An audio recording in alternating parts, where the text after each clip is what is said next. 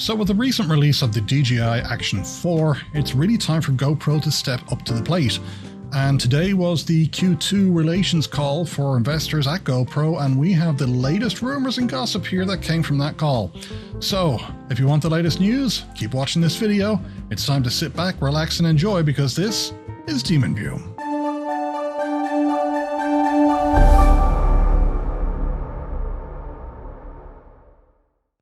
Hi there, welcome to the DemonView channel, and we're going to be looking at the latest GoPro news and rumors as a result of the investors relations call today. So if you're new to the channel, don't forget to click those like and subscribe buttons, and if you're a returning viewer, I really do appreciate it. So let's not waste any more time, let's get down to it. As you're probably aware, the new GoPro Hero 12 should be released this coming September. Now, I've covered this in my other video, which you can watch by clicking here. However, before the Hero 12 is released, there should be at least one more firmware update for both the Hero 11 and possibly the Hero 11 Mini before that Hero 12 is released. The Hero 11 firmware update has been confirmed, we're just actually waiting on the actual release date. Now, this is something that tends to happen before the next model is released. It's usually the last firmware update, if you will. But no word on if there will be any new features introduced or unlocked. From what I've seen so far, it's mainly about squashing the few remaining bugs that persisted, one of those bugs being the motion detection in the GoPro Labs firmware ending prematurely. So I'm sure it's mostly going to be under the hood fixes when it gets released, but that should be coming within the next few weeks.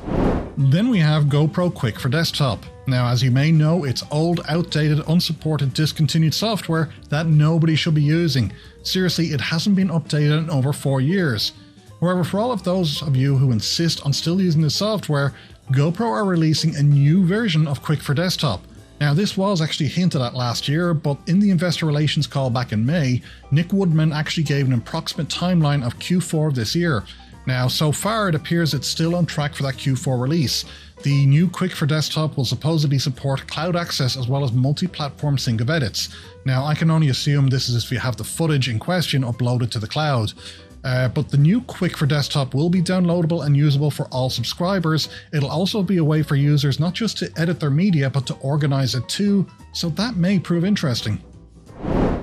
There will also be a new GoPro subscription tier introduced this year. Now, the only confirmed detail about this premium tier is that it will allow users of the app to import media and edit it from any camera.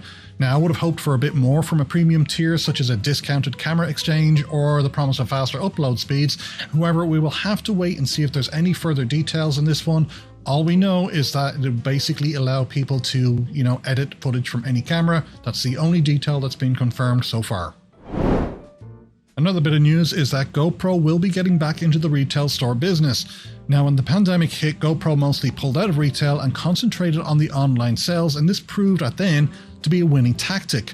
However, it appears online sales are slightly declining and retail sales have been increasing. So with that in mind, GoPro are hoping to establish a larger retail footprint to balance out that kind of online sales decline. Now, the big piece of news from this investor relations call is that apparently GoPro is introducing a slate of new hardware and software products this year. Now, we know that the Hero 12 is going to be released in mid-September, but the pluralization of new hardware could mean that we're finally getting the Max 2 before the end of the year. Who knows, we may even see a Hero 12 Mini. Then the last and final piece of news. GoPro want to increase their margins even more and have promised a brand new entry-level camera for mid-2024. Now, this falls outside the release date for the GoPro Hero 13, so it's unlikely it's just a downgrade of one of their current models to a lower price point. So expect to see a brand new budget GoPro sometime mid-2024. And there you have it, the news roundup. So I hope you found this news update interesting, and hey, leave your thoughts below on all this news from GoPro. I'd love to know your thoughts on it and what you think is the most interesting point from all of this news. So, until next time, don't forget to hit those like and subscribe buttons, and I'll see you in the next video. Cheerio!